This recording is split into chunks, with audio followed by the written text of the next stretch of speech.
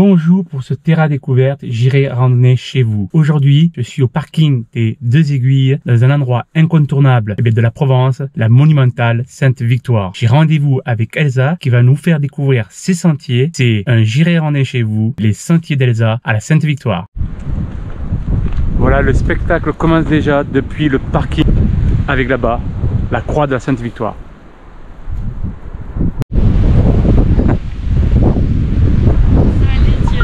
Bonjour Elsa. Ça va? Ça va.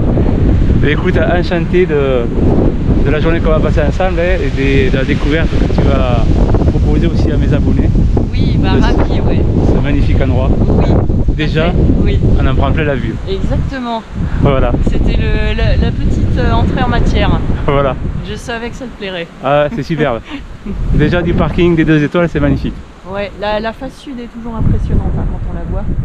Et donc tu vois, aujourd'hui, on va prendre le sentier noir et puis arriver à cette face un peu convexe là, après l'aiguille des Gazards qui est là, je crois. On va prendre un petit chemin hors piste pour monter juste sur la petite vire là, tu vois, à la limite entre l'ombre et la lumière.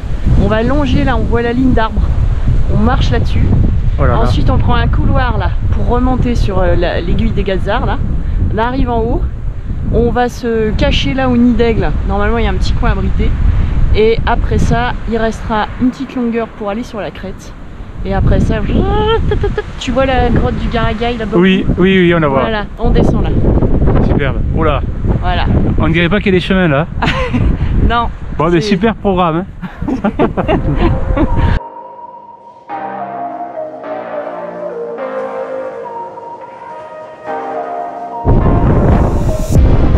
Alors Elsa, c'est quoi là-bas? C'est l'Oppidum d'Antinous. C'est un des vestiges de l'époque pré-romaine. Et c'est situé sur un petit promontoire là, stratégiquement. Et depuis ce vestige, en fait c'est une sorte de muret. Hein. Oui. Et quand tu y vas, là tu montes sur le petit plateau, tu vas te placer derrière, tu as une vue incroyable sur la falaise avec ce muret. Et c'est vraiment un site extraordinaire. C'est la ville d'Aix a été construite à l'époque romaine en fait. D'accord. Et donc là c'est un des vestiges de l'occupation pré-romaine avant qu'ils fondent la colonie Aix Aquae Sextiae, les 6 hauts. Voici ici le pas de l'éléphant. Et de là-haut on verra une fameuse empreinte d'un éléphant. On va se l'imaginer en tout cas. Donc voilà les sentiers d'Elsa, hein. Le sentier noir, déjà, rien que le nom fait peur, hein. Comme la piste noire au ski. Je sais pas où elle m'amène, hein, mais on y va. T'inquiète pas, ça va bien se passer. La voici l'empreinte de l'éléphant. Voilà, donc au retour, ça sera à toboggan tout chousse, voilà. Et on arrive dans la cuvette.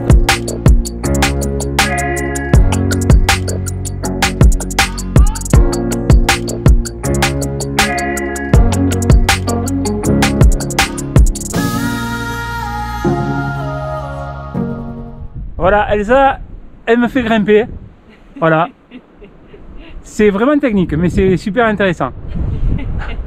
Et c'est que le début. Voilà, on s'approche de plus en plus de la croix. Et on voit juste en dessous la grotte. Alors, point de situation, Elsa? Oui, alors, effectivement, on est arrivé au croisement du sentier noir. On voit un petit cairn ici, juste là, qui indique la trace de chèvre qui va nous faire grimper dans cette petite convexité là, hors piste, jusqu'au buisson, le dernier buisson qui est au pied de ce petit muret vertical éclairé par le soleil à droite là. Et après ça, on s'enfoncera de l'autre côté, on suivra la vire en balcon très impressionnante avec 300 mètres de vide à côté. Heureusement, on aura une haie qui nous protégera de ça. Et on pourra prendre le dernier couloir qui nous mènera en haut de l'aiguille des Gazards qu'on ne voit pas ici. Aïe aïe aïe, ça va donner. Allez, restez avec nous. Alors Elsa, comment tu surnommes ce mur? Alors pour moi, ça c'est le mur hautain. Alors c'est pas le mur qui vous regarde de haut, hein. C'est le mur plus loin haut, plus loin teint. Teint comme cette petite plante là que vous voyez là. Donc c'est une plante aromatique qu'on met dans la cuisine, qui est très méditerranéenne, que j'adore. Et en fait sur ce mur, je vais vous faire la démonstration. On grimpe et en fait on met les pieds et les mains et on se retrouve à portée de main avec ces buissons de thym. Et là on est absolument certain qu'aucun chien n'a pissé dessus. Donc c'est génial, on cueille ça et après on peut directement mettre ça dans ses plats cuisine. Eh ben on va en cueillir, allez, pour le pique-nique. Allez, c'est parti.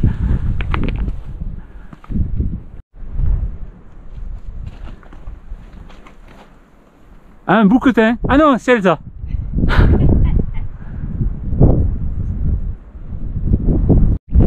Voilà, tout en bas le parking, hein, et on continue pour aller prendre le couloir tout là-haut.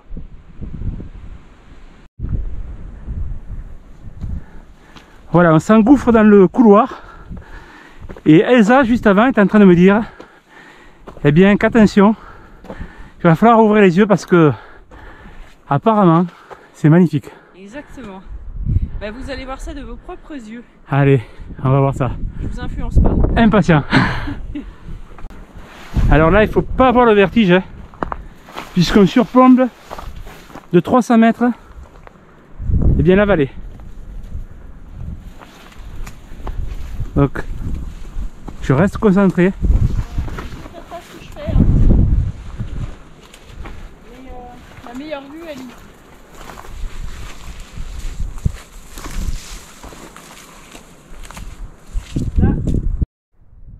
Elle a raison, Elsa, hein. Le point de vue est sublime, hein, et assez impressionnant. Et là, du coup, Elsa, on voit quoi un peu partout là? Donc effectivement, ce que tu pointes du doigt qui ressemble à une sorte de molaire, que j'aime appeler la dent de la rancune, c'est en fait le pilon du roi, qui est assez caractéristique par sa forme. Et ensuite, si vous poussez le regard un peu plus loin, vous voyez la Sainte-Baume. C'est vraiment le dernier plan. C'est l'espèce de petite falaise, et si vous avez l'œil vraiment très acéré, vous apercevez la boule de l'observatoire du pic de Bertagne. Et ensuite vous avez un grand plat, et ça c'est toute la crête de la Sainte-Baume. Et au plan médian là, vous avez une espèce de chaîne semi-montagneuse qui fait en fait une séparation entre le côté Sainte-Victoire où on est aujourd'hui et le côté Sainte-Baume. Et cette chaîne là s'appelle le Regagnas. Allez, merci pour ce point géographique. En tout cas, la vue elle est vraiment sublime, mais honnêtement très impressionnant. Ici, hein, on surplombe de 300 mètres, hein, cette vallée. C'est assez impressionnant. Elsa, quelle est la suite du programme? Alors, on va passer le long de ce petit couloir boisé. Non. Si, si. Ça se voit pas, mais le chemin est juste derrière les arbres en fait. Une partie exposée au milieu là. Mais vous inquiétez pas, ça va bien se passer, je l'ai déjà fait 2 fois. C'était nickel. Voilà, et une fois qu'on aura longé les arbres, eh bien on va monter dans ce couloir là qui est en fait encastré entre la faille rocheuse en diagonale et le mur. Et on va sortir en haut, juste à la pointe là. Et ça en fait, ce que vous voyez là, c'est la pointe des Gazards en fait. C'est le haut de la pointe des Gazards. Et ça c'est une grande voie qui se fait en escalade de tout en bas là. Vous montez, alors on voit pas d'ici, c'est plus derrière. C'est du niveau 5C à peu près. Et vous arrivez exactement au même endroit, sauf que nous on le fait à pied par le sentier des écoliers. Je préfère ça en fait. Voilà, moi aussi. Bon, en tout cas, ça me paraît un peu fou, hein. Bon, on verra si à la suite de la vidéo. Rendez-vous tout à l'heure. Rendez-vous tout à l'heure. Oh. Passage secret. Voilà, le passage secret, comme dit Elsa. Le passage des fées. J'adore. Le passage des fées.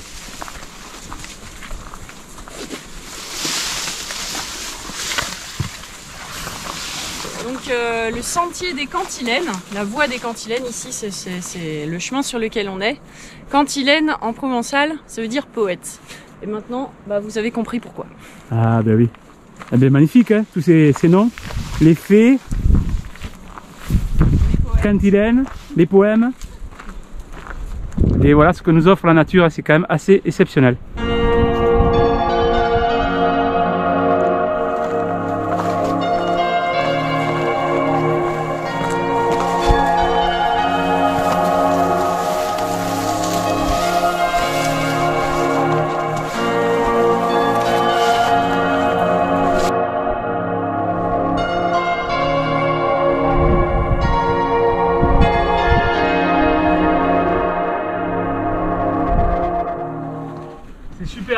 Magnifique. Je ne remercierai jamais assez Elsa, même s'il y a quelques frayeurs. J'avoue, ce matin, je t'ai challengé un peu, mais j'adore. Allez, c'est parti pour la suite.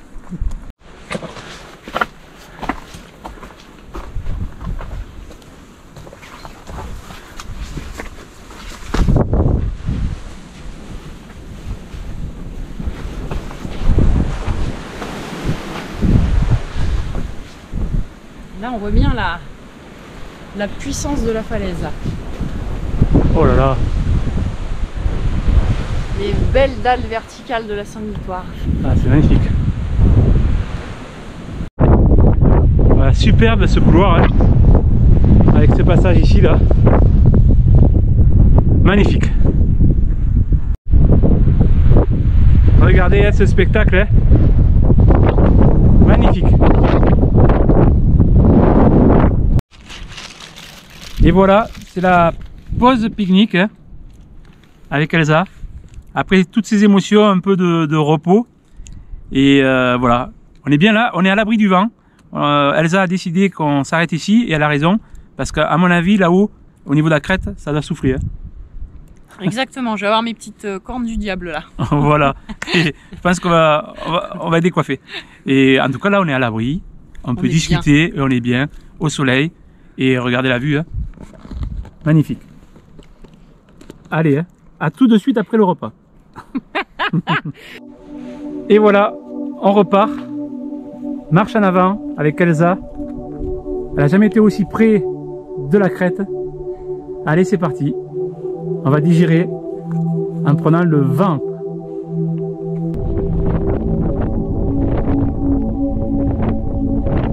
Allez Thierry, plus qu'un mètre. Ça c'est une bonne digestion. Hein, t'as vu ça?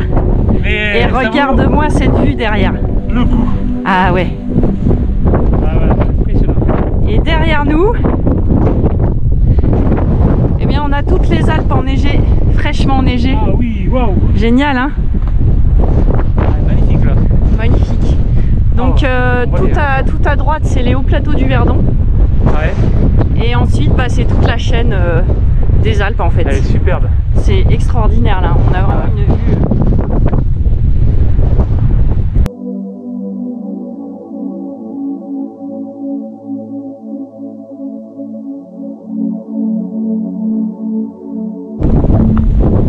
Et voilà, on s'approche de la croix de la Sainte-Victoire.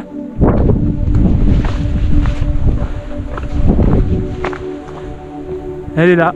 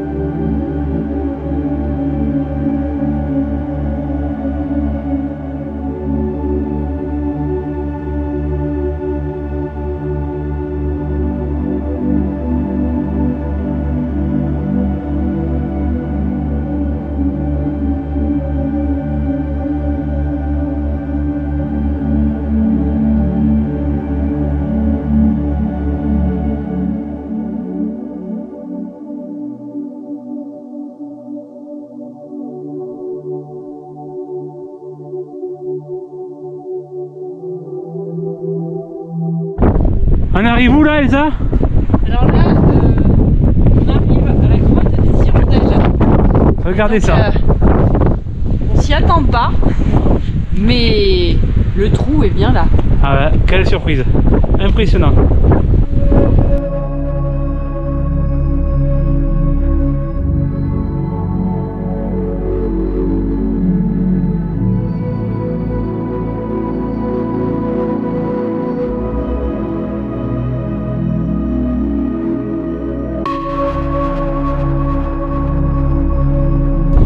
Impressionnant avec des stalactites, hein, plein de couteaux sur les parois.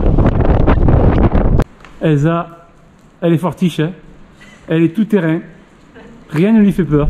La descente. Rien ne lui fait peur. De la grotte aux hirondelles. C'est vraiment une grande aventurière, hein, je vous le dis.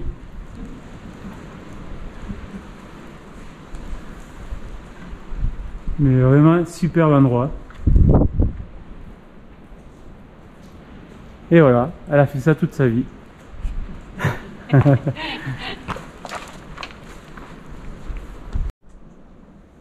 Alors Elsa, un autre point d'intérêt ici, Oui, c'est lequel? juste devant vous là. Ça a l'air d'être un petit trou, tout ce qu'il y a de plus sympathique. Ah ouais. Et en fait, c'est le gouffre du Garagaï. Alors, je sais plus exactement combien il fait de profondeur. C'est quelque chose comme 150 mètres, il me semble, de mémoire. Ah oui, Donc, autant te dire que vaut mieux éviter de tomber là. voilà. On va éviter de tomber dans les entrailles. Hein. C'est un coup à jamais ressortir. Impressionnant. Ça fait peur. Ah, elle m'a fait passer des émotions, je vous dis. Hein. Et c'est pas fini. Aïe, aïe, aïe.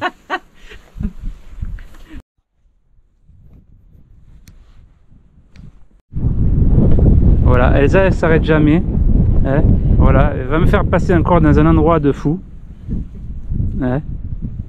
Et elle prend un malin plaisir à me voir. Je te challenge, mon petit Thierry. Voilà, je suis challengé. Je te prépare au Pérou là. Voilà. Merci Elsa. Dis pas merci. Tant que t'es pas descendu. Voilà. Bon, je dirai après alors. Regardez ce passage, hein. Les marques sont faites sur la roche. Voilà, ce qui permet à Elsa de traverser tranquillement cette grosse masse rocheuse.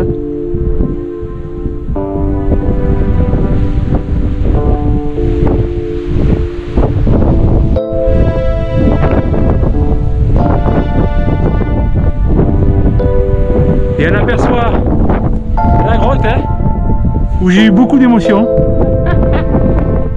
Et à gauche, la belle croix.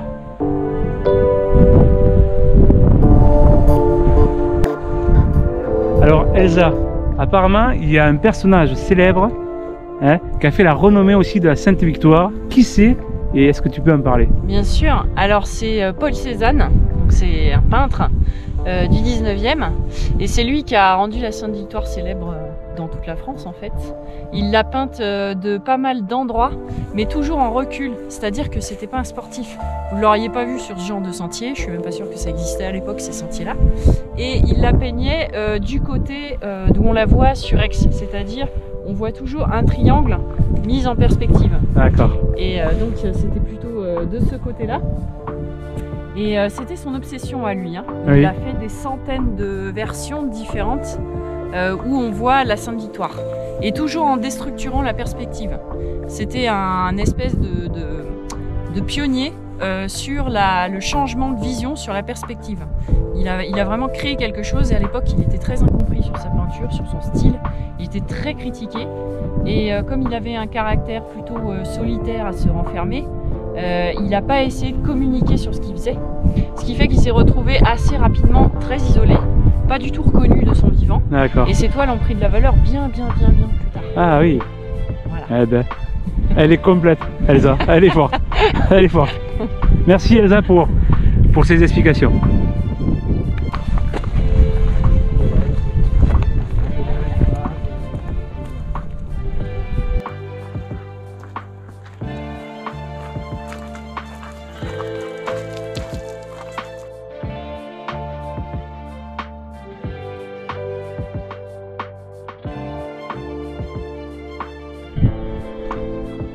Regardez un peu les couleurs, c'est tout simplement magnifique.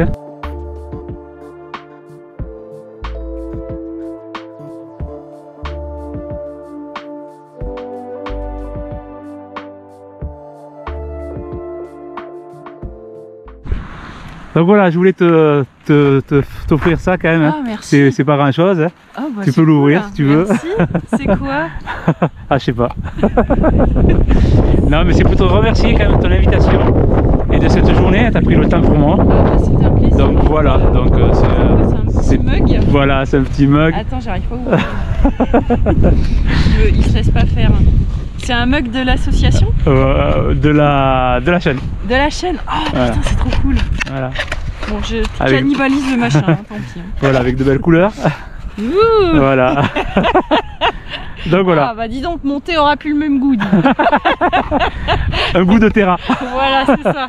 Exactement. Voilà, c'est avec plaisir. C'est chouette. Merci voilà. beaucoup Thierry. C'est rien, avec plaisir. C'est cool. Elsa va vous parler de son métier. Je crois que ça va vous intéresser. Écoutez. Merci Thierry. Alors mon métier en fait est issu d'une reconversion et j'ai eu la chance de pouvoir le créer sur mesure. C'est-à-dire que j'ai pris ma passion d'origine qui est la passion du voyage et de l'exploration et j'ai transformé ça en un métier cohérent autour de 3 activités autour du voyage. Donc la première activité, l'activité native, c'est la création de voyage. Donc l'idée c'est d'emmener les visiteurs à la rencontre d'un territoire et comprendre un petit peu ce territoire en passant hors sentier battu et en allant à la rencontre des gens. Alors ça pour l'instant je le fais sur la Provence notamment parce que je trouve que c'est une région extraordinaire que j'ai envie de mettre en avant et j'ai envie qu'on découvre tout son côté un petit peu atypique, loin du bling bling, loin des clichés, loin de ce qu'on s'imagine. Pour moi c'est une terre très riche, très métisse, pleine de belles choses. Et c'est exactement ce qu'on est en train de faire avec Thierry aujourd'hui. On va aller rencontrer un de ses ambassadeurs. Voilà. Et au-delà de la création de voyages, j'avais envie de passer des messages très forts au public, mais pas qu'au grand public. Je m'adresse aussi aux professionnels du tourisme, du voyage. Et je suis devenue formatrice à la responsabilité sociétale des entreprises. Je fais des formations spécifiques là-dessus, sur l'empreinte écologique et la responsabilité sociétale des entreprises. Pour l'instant, je l'applique beaucoup aux professionnels du tourisme, mais à terme, je vais m'intéresser à d'autres professions sur lesquelles les impacts de l'empreinte écologique sont forts et peuvent être repensés de manière à ce qu'on travaille de manière plus globale, plus intelligente. Et j'ai une autre activité que j'adore, qui est un petit peu ma cerise sur le gâteau, c'est l'accompagnement des porteurs de projets innovants. Donc si par exemple quelqu'un a un projet artistique ou un projet de création d'entreprise dans une direction qui soit innovante, que ce soit sur la tech ou que ce soit sur le concept, j'adore accompagner ces personnes-là à développer justement leur concept de business et surtout leur identité d'entrepreneur, qui ils sont, vers quoi ils ont envie d'aller, quel positionnement ils ont envie d'avoir dans le cadre justement d'une contribution sociétale, qu'est-ce qu'ils ont envie d'amener, d'apporter à cette société, d'apporter à leurs clients, d'apporter comme valeur, qu'est-ce qu'ils ont envie de porter eux-mêmes comme valeur. Et donc je les accompagne avec des outils de coaching innovants que je crée moi, sur mesure, plutôt créatif, plutôt dans l'artistique, avec beaucoup de dessins, d'interprétation symbolique, de sensoriel. J'utilise beaucoup l'intuition. J'utilise des choses atypiques qu'on n'utilise pas d'habitude dans le milieu du coaching pour justement aller chercher à la racine ce qui est à l'intérieur de vous, pour que vous puissiez créer une activité vraiment alignée avec qui vous êtes, qui vous reflète complètement, dont vous allez être fier jusqu'au bout, et qui va vous porter dans la durée, parce que c'est très dur de maintenir un business à flot avec toutes les épreuves que la vie vous envoie en fait, tous les aléas, tout ce qui peut se passer, le Covid, on en vivra certainement d'autres. On vit dans un monde complexe, on vit beaucoup de challenges. C'est super important d'avoir ces valeurs ancrées, c'est super important d'avoir un projet fort, et pour ça, ça se travaille. Il faut s'entraîner, il faut s'accrocher à ces valeurs, et ça, on peut pas le faire seul. Donc c'est super important de se faire accompagner. Et moi, comme c'est un chemin que j'ai déjà entamé, je vous propose de venir avec moi et de me suivre, un peu comme Thierry m'a suivi aujourd'hui sur les sentiers. Il m'a fait confiance, je l'ai emmené, il est passé par plein d'émotions, il a vu plein de choses, c'était super riche. Et j'ai envie de vous faire exactement le même voyage dans le cadre de votre création d'activité. Voilà. Voilà, c'est tout faire, c'est parler à la caméra. Écoutez, qu'est-ce que je voulais que je vous dise. Je vais mettre au chômage moi parce que voilà, en tout cas, essayez de tout faire, et je vous mettrai le lien pour la contacter, un lien professionnel pour ceux qui sont intéressés. Voilà, bon, maintenant c'est l'heure de la dégustation du vin.